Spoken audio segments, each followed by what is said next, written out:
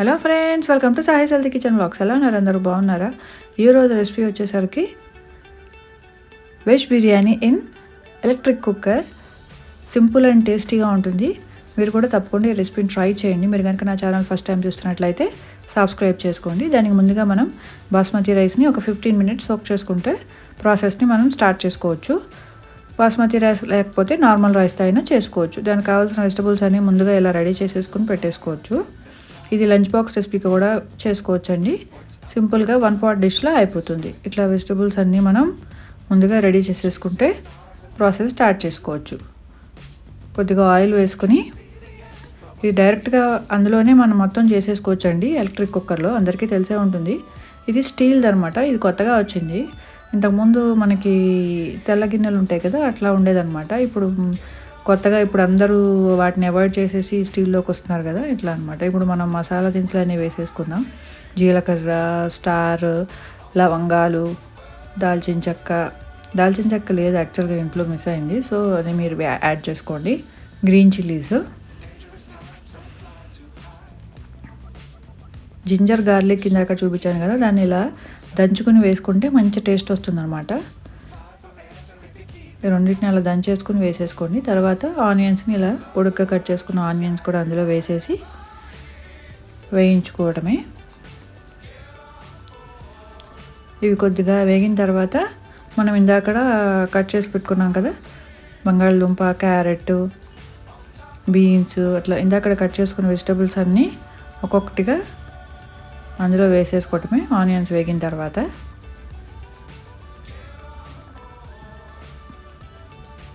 ఇది lunch box రెసిపీగా కూడా చేసుకోవచ్చు అండి. చాలా టేస్టీగా ఉంటుంది. తొందరగా కూడా అయిపోతుంది కదా, సింగిల్ pot డిష్ అంటే.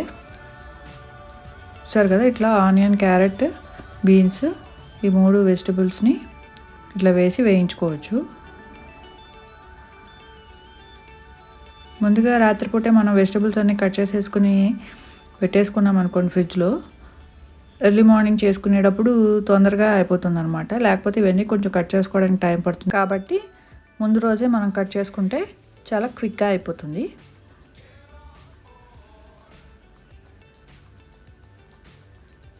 ఇప్పుడు మనం కొద్దిగా సాల్ట్,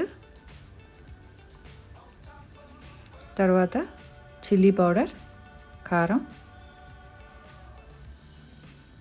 తర్వాత కొద్దిగా జీలకర్ర పొడి, ధనియాల పొడి, గరం మసాలా, మీ దగ్గర బిర్యానీ మసాలా ఉంటే బిర్యానీ మసాలా కూడా యాడ్ చేసుకోవచ్చు, లేదంటే పులావ్ మసాలా, ఇవన్నీ ఆప్షనల్స్ అనమాట. నేను గరం మసాలా యూజ్ చేస్తున్నాను.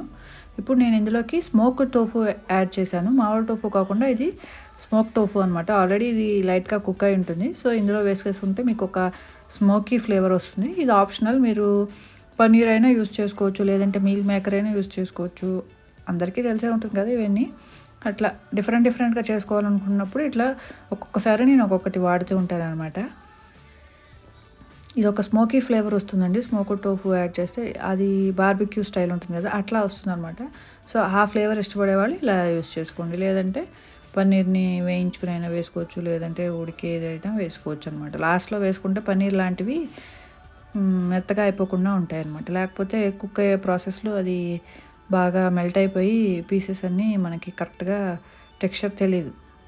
సో ఇప్పుడు నేను ఇందులోకి హాట్ వాటర్ పోసుకున్నాను, తొందరగా అయిపోవాలని చెప్పి.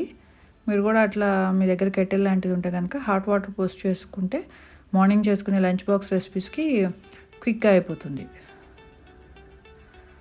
మోస్ట్లీ నేను ఫాస్ట్గా చేసే ఐటమ్స్ అన్నిటికీ కూడా కెటిల్ తోటి హాట్ వాటర్ పక్కన పెట్టేసుకుని ఇట్లా హాట్ వాటర్ అందులో పోసేసుకుని చేసుకుంటాను.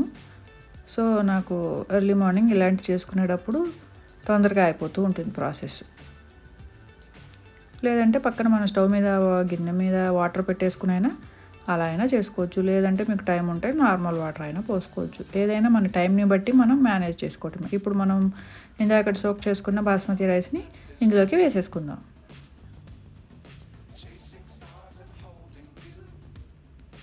ఐ థింక్ ఒక 15 minutesలో మనకి మొత్తం రెడీ అయిపోతుంది.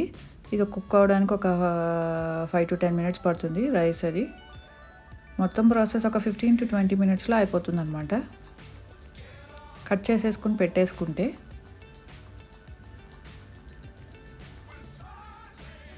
ఒక ఇంకా మూత పెట్టేసి మన పని మనం చేసుకోవచ్చు. కుక్కర్లో లాగా పక్కనే ఉండాలి అని అలాగా మనకి ఎలక్ట్రిక్ కుక్కర్తో ప్రాబ్లం ఉండదు కదా. అది అయిపోయిన వెంటనే ఆటోమేటిక్గా అదే ఆఫ్ అయిపోతుంది. చూసారు కదా, అయిపోయిందనమాట. ఇందులో అయితే చాలా పొడిలాడుతూ భలే వస్తుందండి. మామూలు కుక్కర్లో కన్నా కూడా ఎలక్ట్రిక్ కుక్కర్లో కొంచెం మెత్తగా అయిపోతుందని, వాటర్ ఎక్కువైనా కొంచెం అటు ఇటు అయినా కూడా కొంచెం ఇదవుతుంటుంది కదా. కానీ ఎలక్ట్రిక్ కుక్కర్లో చాలా పొడిలాడుతూ టేస్టీగా కూడా వచ్చిందనమాట. ఎక్కడ మెతుకు అంటుకోకుండా వాటర్ అది కరెక్ట్గా పోసుకున్నామంటే మనం భయపడక్కల్లా. ఇది పక్కన అది పెట్టేసుకుని వెళ్ళి మనం వేరే పని కూడా చేసుకోవచ్చు. సో ఎలక్ట్రిక్ కుక్కర్ తోటి అదొక బెనిఫిట్ అనమాట. దట్టు ఇప్పుడు స్టీల్లో వచ్చింది కాబట్టి ధైర్యంగా వాడుకోవచ్చు. చూసారు కదా, ఇలా సర్వింగ్ బౌల్లోకి తీసుకొని సర్వ్ చేసుకోవటమే. ఎంతో tasty veg pulao in electric cooker ready అయిపోయింది. వెజ్ పులావ్ అనుకోవచ్చు, బిర్యానీ అనుకోవచ్చు, మన ఇష్టం. మనకి ఏది కావాలంటే ఆ పేరు పెట్టుకుంటాం, అంతే కదా. సో ఇట్లా మనం రైతా తోటి ఆనియన్స్ తోటి సర్వ్ చేసుకుంటే సరిపోతుంది. మీరు కర్రీ కావాలంటే ఆలు కుర్మా లాంటివి ట్రై చేయొచ్చు. Thank you for watching. Don't forget to subscribe. Please like, share and subscribe to సాహీస్ healthy kitchen vlogs.